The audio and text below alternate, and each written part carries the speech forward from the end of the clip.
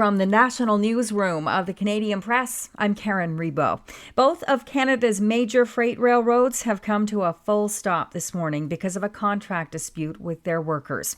Canadian National and Canadian Pacific Kansas City both locked out their employees after a deadline of 12:01 a.m. Eastern Time passed without new agreements, with the Teamsters Canada Rail Conference representing some 9,300 engineers, conductors, and dispatchers. Bargaining played out in separate negotiations between each company and the union. Each side has accused the other of failing to negotiate seriously. As Canadian Press reporter Jason White explains, the work stoppage is expected to have far-rippling effects. The Railway Association of Canada says the two railways haul about $1 billion in goods each day combined. It's feared this work stoppage will upend supply chains, affecting industries like agriculture, mining, energy, retail, automaking, and construction. The shutdown also means more than 32,000 rail commuters across the country have to find another way to work. Some commuter train lines that run on Canadian Pacific tracks in Toronto, Montreal, and Vancouver are suspended. In a statement early today, Teamsters President Paul Boucher said the railroads don't care about farmers, small businesses, supply chains, or their own employees. He says their sole focus is boosting their bottom line. The U.S. Democratic Party is hoping former high school football coach Tim Walz can draw his share of voters in key battleground states like Wisconsin, Michigan, and Pennsylvania. Walz accepted the party's nomination for vice president last night at the Democratic National Convention in Chicago. We got 76 days. That's nothing. There'll be time to sleep when you're dead. We're going to leave it on the field.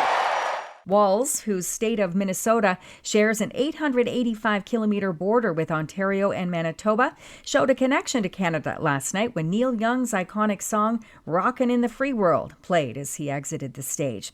The night saw some big names deliver speeches in favor of the ticket, including former President Bill Clinton and talk show host Oprah Winfrey.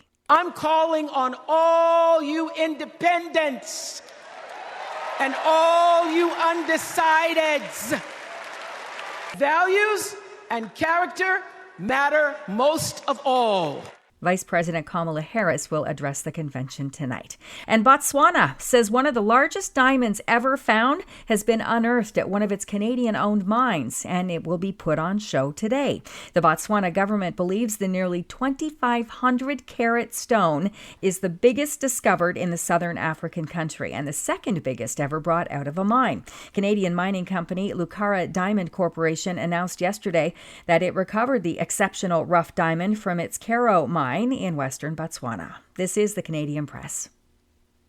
In sports, Joey Votto is hanging up his cleats and cutting his dream of suiting up for the Toronto Blue Jays short. The 40-year-old first baseman from Toronto signed with the Blue Jays on a minor league deal last spring, but injuries and a dip in performance prevented him from getting a call-up to the majors. At Rogers Centre on Wednesday night, the Toronto Blue Jays lost 11-7 to the Cincinnati Reds. Ellie De La Cruz hit a home run, becoming the fifth player since 1901 to have at least 20 home runs and 60 stolen bases in one season. And Aaron Judge homered twice and drove in 3 runs to power the Yankees to an 8-1 rout over Cleveland. Judge extended his major league leading home run total to 47. Beloved former Saskatchewan Roughriders head coach Ken Miller has died at 82 after a brief battle with cancer. Miller helped the Rough Riders win their third Grey Cup title in franchise history as an offensive coordinator in 2007 before becoming the head coach the following season. From the Canadian Press, I'm Karen Rebo. Thanks for listening. Don't forget to follow and subscribe. For more of today's top stories, visit thecanadianpressnews.ca.